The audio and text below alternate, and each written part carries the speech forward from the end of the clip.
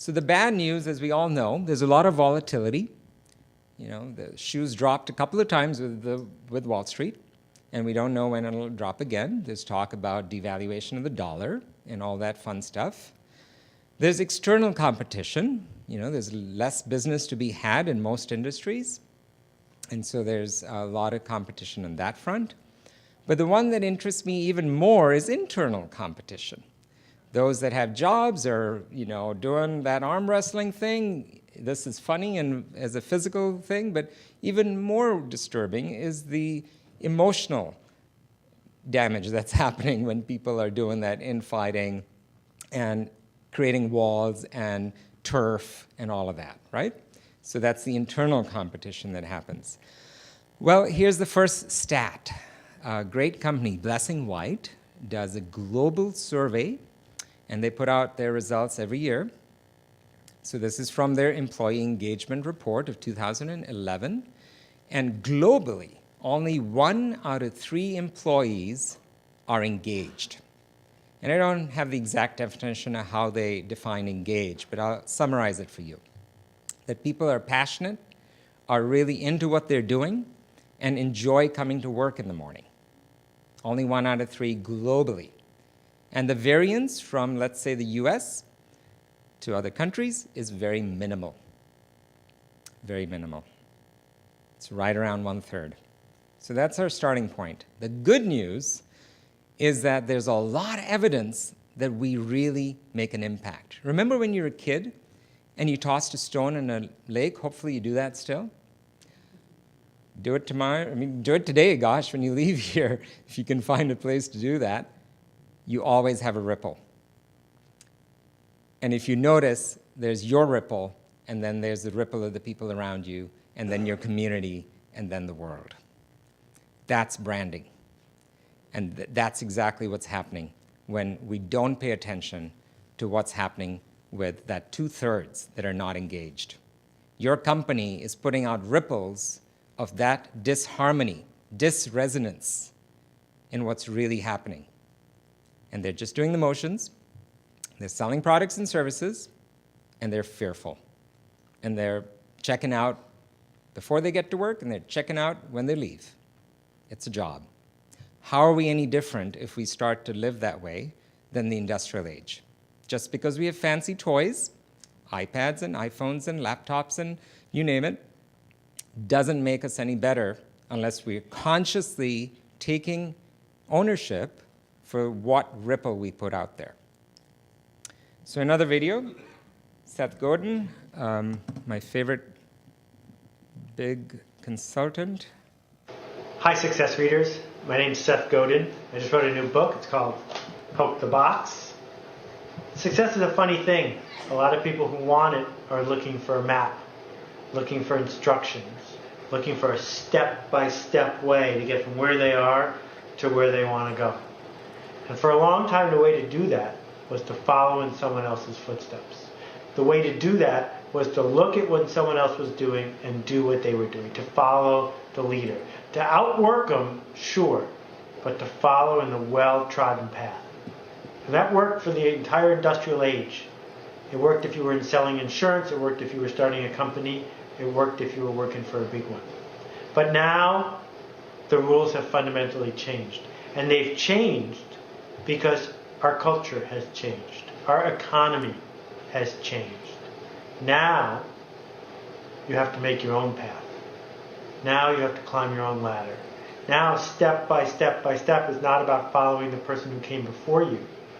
It's about making the choice to initiate, to lead, to poke, to do something new. I know it's scary, that's why it's rare. The scarcity of it makes it valuable.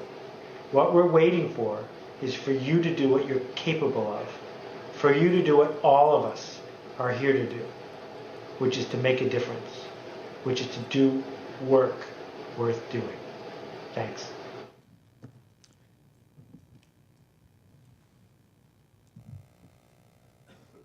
So hopefully what that illustrates is this isn't just Bobby talking about this stuff. It isn't Marianne Williamson that's just talking about this stuff, but it's the biggest management gurus in the world that are talking about this stuff, and I'll give you more evidence along the way. Another favorite person of mine is Herb Keller, founder of Southwest Airlines. I'll read the quote since it's small print. "Your people come first, and if you treat them right, they'll treat the customer right." We're moving on from the age of, oh, gotta treat the customer right and everything else will happen on its own. Nope. Take care of your people, they'll take care of your customer.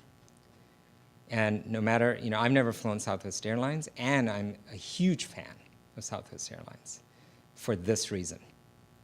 And their unique branding of how I believe, I've seen videos of it, how they announce and make fun and lighten the spirit rather than all that stress of boarding a flight. Little thing like that makes such a difference, and that's about their people.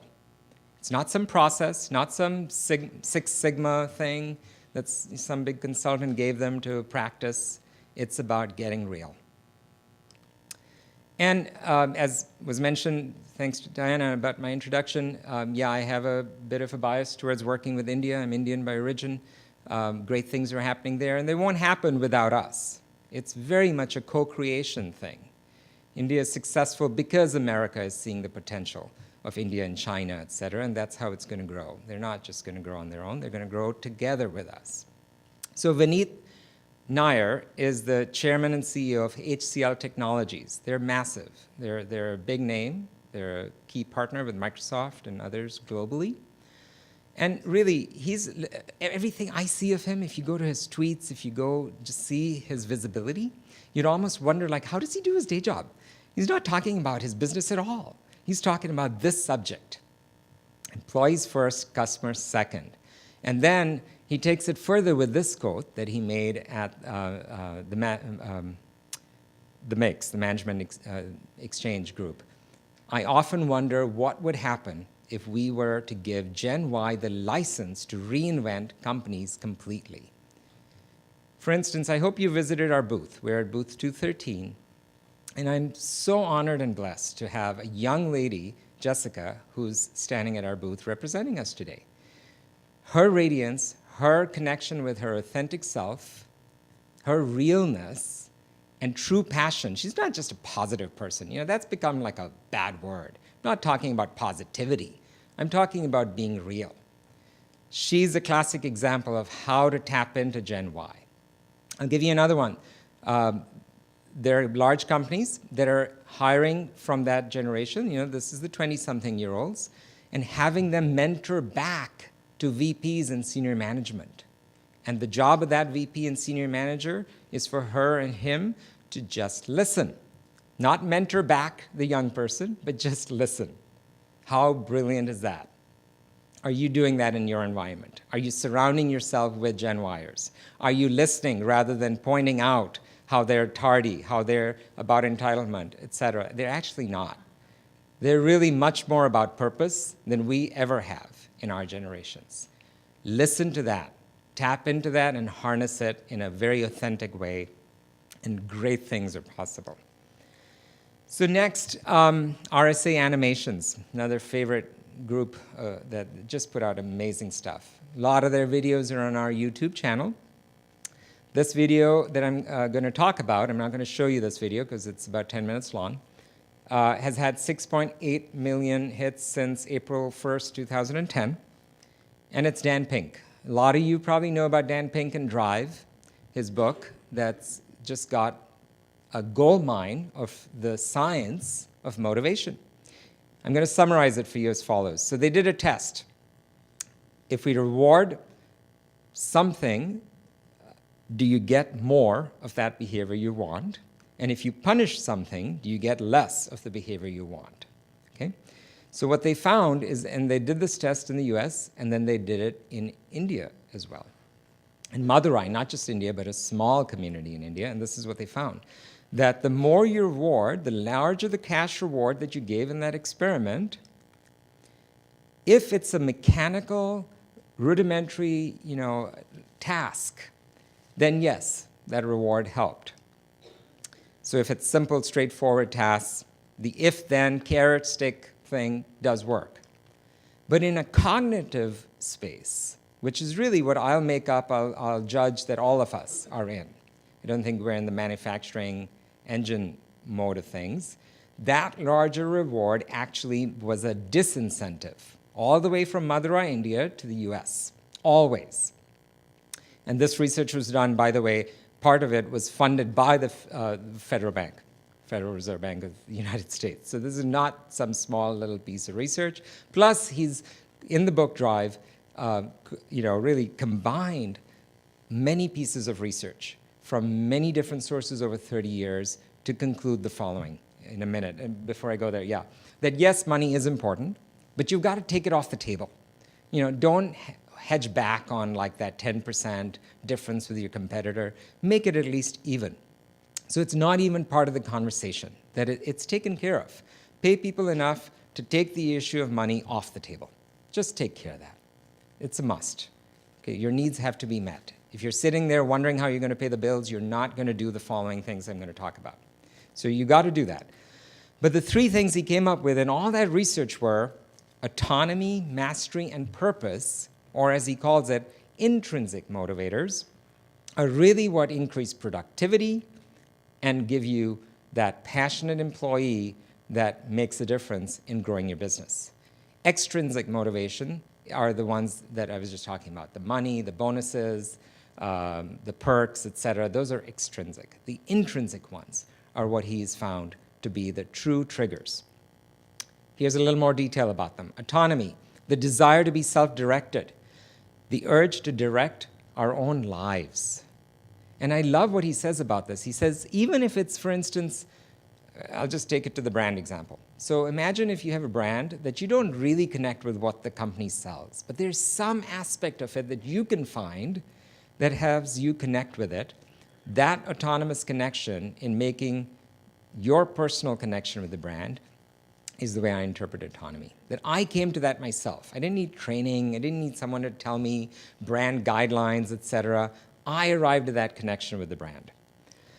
Purpose, yearn to do what we do in the service of something bigger than ourselves. You'll hear time and time again these days, lots of people talking about this. It cannot be underestimated. From, again, Steve Jobs to Richard Branson, you name the biggest of the biggest, they will bear this out. And the research proves that that's true. And the last one is mastery. Desire to get better and better at what matters to us individually. So, does it really matter to us to keep cranking out widgets? Maybe for someone it does, and there's nothing wrong with that. I'm not downplaying that type of work. But finding that place where I can say, I want to get better at this. As I'm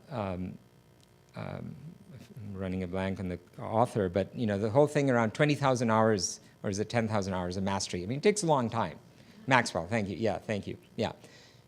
Gladman, yeah, that's it. That's what it boils down to, is that repeated practice towards something that you really want to achieve, be it sports, be it profession, be it art. Mastery. It is really what it comes down to. And I'm not a horse, I'm a person. So giddy up doesn't work, and the carrot and stick doesn't work with the information worker, the knowledge worker. So again, it comes back to that ripple. And the reason I bring back that slide now is to say that unfortunately, despite the fact that Dan Pink is a speaker around the world 365 days a year, this is really still what he concludes to, that there is a mismatch between the science, what science knows, and he's summarized and many others are talking about, and what businesses actually do. So my call to you is to say, let's wake up. Each and every one of us, that ripple we're putting out actually makes a difference. If you start to say, oh, but management sucks. The people around me don't understand. They don't get this. It's all about the stock. It's all about, ROI. Help them wake up and show them the connection and how it actually has tangible ROI.